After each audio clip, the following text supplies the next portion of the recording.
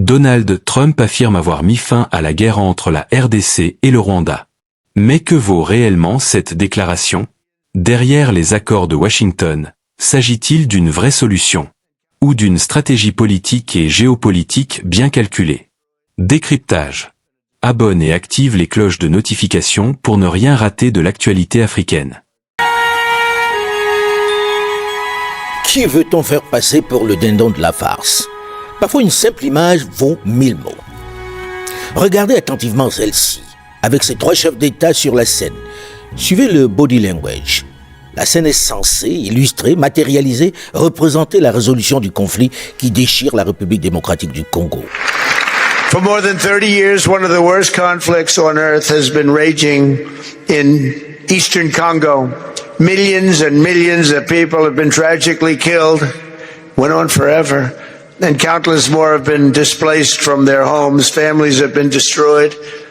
It's been a disaster. Many administrations have tried, but probably not too hard. Lui a mieux travaillé, plus ardemment. Il a manifestement trouvé la solution. Ces documents que l'on brandit sont censés être ceux qui ramènent la paix et qui doivent permettre d'arrêter ce génocide dans l'est de la République démocratique du Congo. Très sérieusement, regardez les visages de ceux qui les présentent à la presse. Avez-vous le sentiment qu'ils croient en la pertinence de ce qu'ils nous montrent? Regardez les souris crispées, les sourires de circonstance. Regardez comment les 2 protagonistes évitent soigneusement d'être côte à côte. L'un tourne ostensiblement le dos à l'autre. Même celui qui les a contraints à venir à Washington pour cette tragicomédie n'est pas parvenu à les obliger à se serrer la main. Traditionnellement, les accords de paix sont toujours symbolisés par une franche poignée de main suivie d'accolades, avec des sourires au moins de circonstance. Là, pas moyen. À la vérité, même le plus naïf des observateurs, même un enfant de 7 ans qui regarde cette scène, voit bien que les acteurs qui signent cet accord ne sont pas d'accord.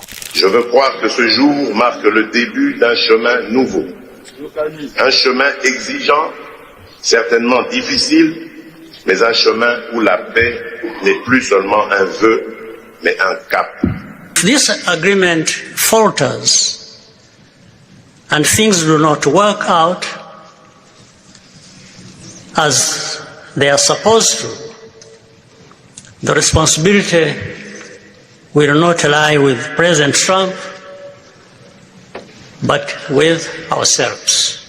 Nous espérons qu'avec le même sérieux que la République du Rwanda respectera, elle aussi, pleinement la lettre et l'esprit des engagements pris ici à Washington. Ça se voit trop qu'ils ont été obligés de venir ici à Washington DC pour satisfaire les vœux du président Donald Trump, qui a fait déjà annoncer il y a quelques mois à la tribune des Nations Unies qu'il avait obtenu la paix entre ces 2 protagonistes qui se détestent copieusement. Qui peut naïvement croire que ces images symbolisent le retour de la paix en RDC?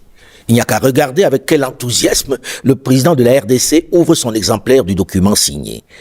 C'est par correction, par pure courtoisie pour la presse, qui met la pression qu'il consent à l'ouvrir finalement. Cela ne trompe personne. Regardez à quelle vitesse les 2 signataires quittent la scène. On ne se parle pas.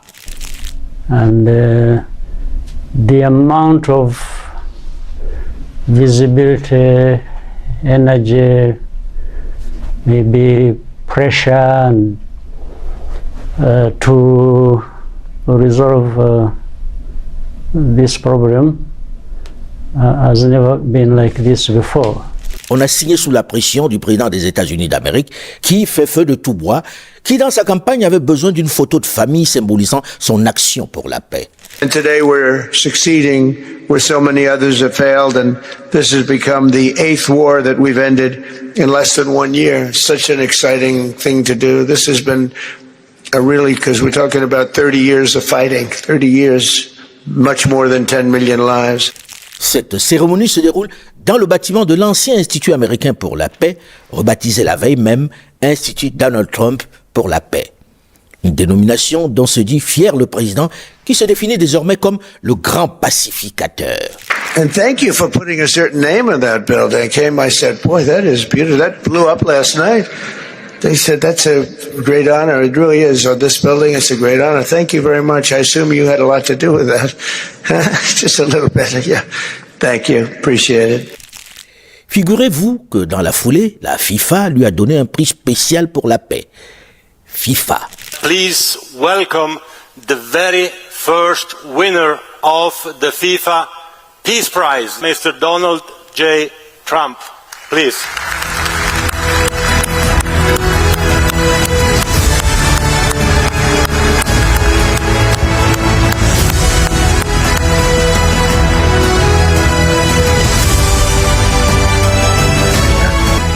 Mr. President, this is your prize. This is your Peace Prize.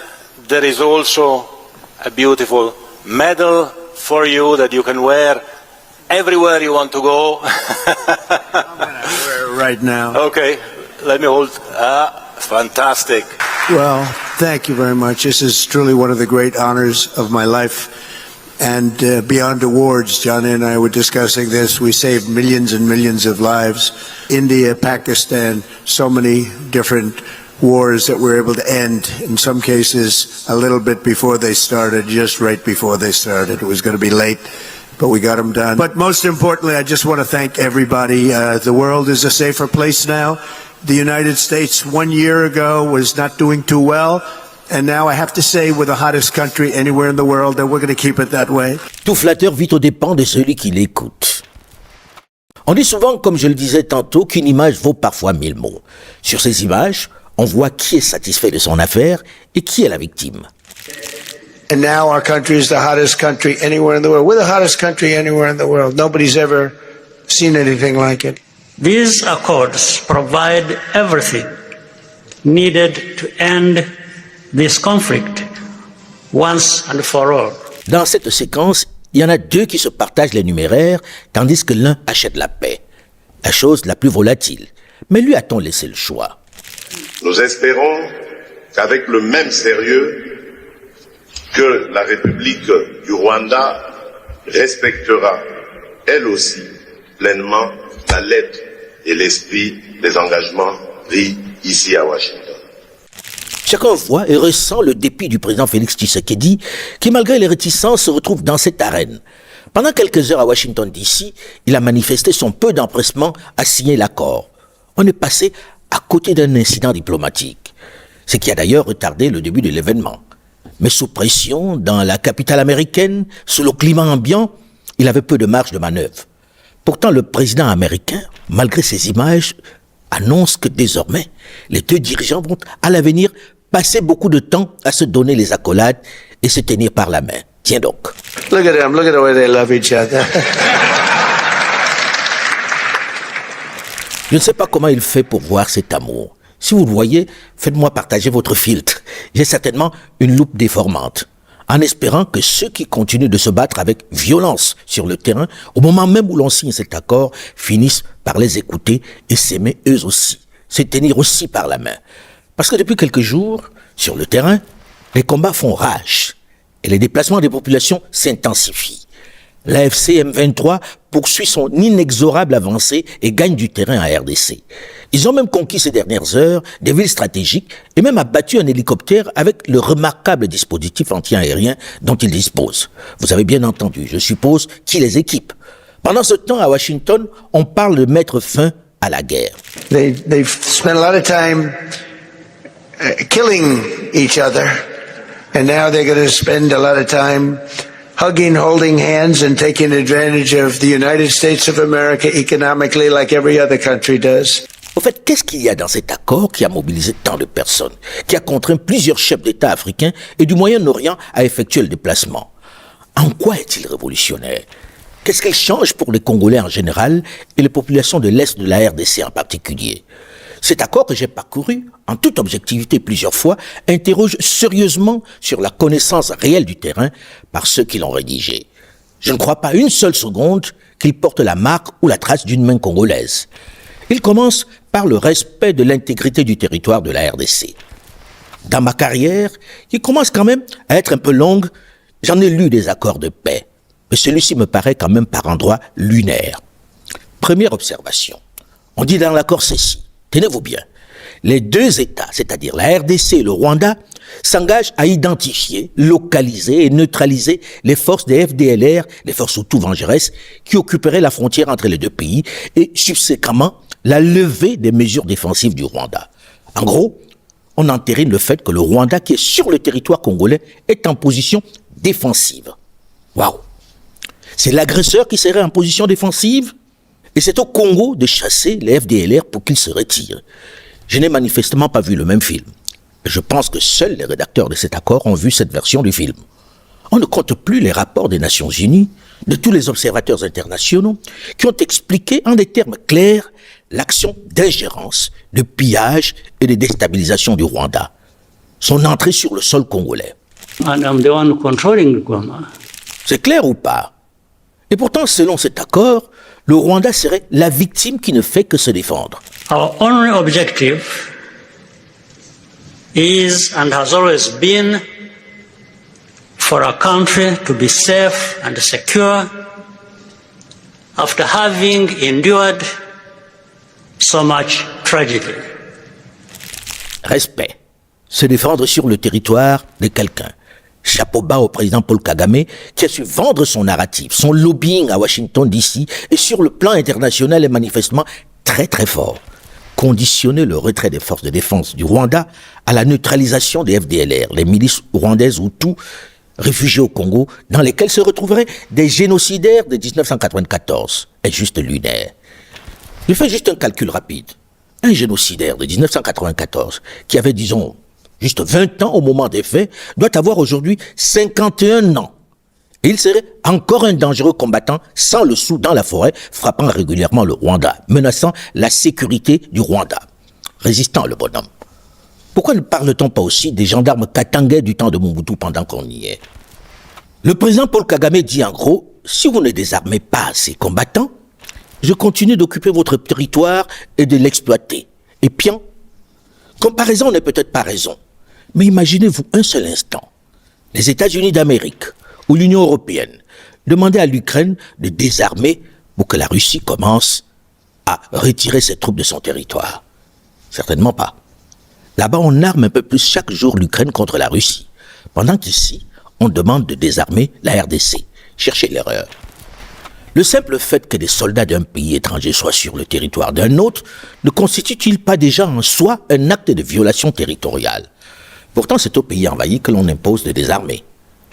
Un nouveau paradigme selon Donald Trump, comme on l'a vu au Moyen-Orient où il demande au Hamas de désarmer avant qu'Israël, qui occupe une partie importante de la bande de Gaza, ne se retire. C'est le droit international version 2025. Mais ce qui me surprend le plus dans cet accord, c'est le fait que l'on demande à la RDC de désarmer le FDLR, qui est pourtant censé opérer dans la zone qu'elle ne contrôle pas. La dite zone du Kivu dans laquelle opérerait le FDLR est sous contrôle de l'AFC M23, donc sous contrôle du Rwanda. And you can't say, I want to use Goma. I say, fine. But these are conditions. Goma is part of my problems that I face with the government. And now it is in my hands. I will not give it to you until you show me, alongside that, how you address my problems. Il dit bien que Goma est entre ses mains. Il contrôle donc cette zone du Congo dans laquelle opérerait les FDLR. Par quelle opération du Saint-Esprit, le gouvernement congolais, qui n'a pas accès donc à cette zone, va-t-il y interpeller et neutraliser le FDLR que le Rwanda a certainement déjà neutralisé, nettoyé lui-même, puisqu'il y est? Puisque c'est entre ses mains, comme il dit. Est-ce que ce n'est pas là une condition qui montre bien que cet accord est vicié d'entrée de jeu? Le Rwanda qui contrôle cette zone, n'en a-t-il pas déjà profité pour nettoyer ce FDLR? En partant du principe que c'est l'État congolais qui va nettoyer, n'entre-t-on pas dans un cycle où jamais l'accord ne sera respecté, puisqu'on est conscient que le gouvernement de Kinshasa n'a pas accès à cette zone, qui déterminera donc d'ailleurs le moment où cette zone a été entièrement nettoyée? C'est quoi le critère d'évaluation du nettoyage et de la sécurisation?